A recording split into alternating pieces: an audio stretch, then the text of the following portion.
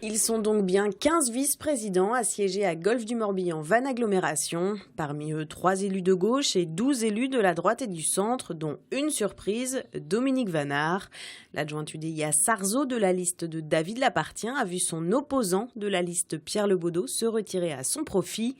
Cette nouvelle majorité installée, les élus ont procédé au vote des premiers bordereaux. Le camp de David Lapartien s'est abstenu à 2 reprises. L'idée, c'est pas non plus de paralyser le fonctionnement de cette collectivité. S'il y a des bordereaux qu'il est logique de voter, nous les voterons.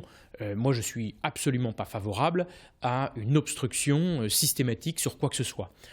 Par contre, il y a des sujets importants, des sujets qui sont un peu moins.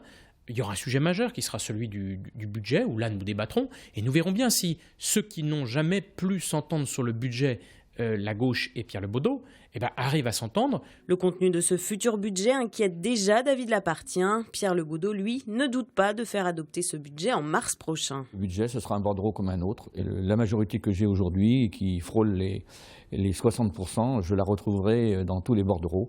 Il faudra forcément discuter, échanger. Ce sera sûrement pas facile parce que cet épisode de fusion laissera sans doute quelques traces. Maintenant, nous sommes là pour construire. Nos concitoyens ne comprendraient pas que nous continuions nos bisbilles et que nous nous désintéressions de leur avenir. L'avenir de la présidence de Pierre Lebaudot est également suspendu au recours en annulation déposé au tribunal administratif de Rennes. Ce recours devrait être examiné courant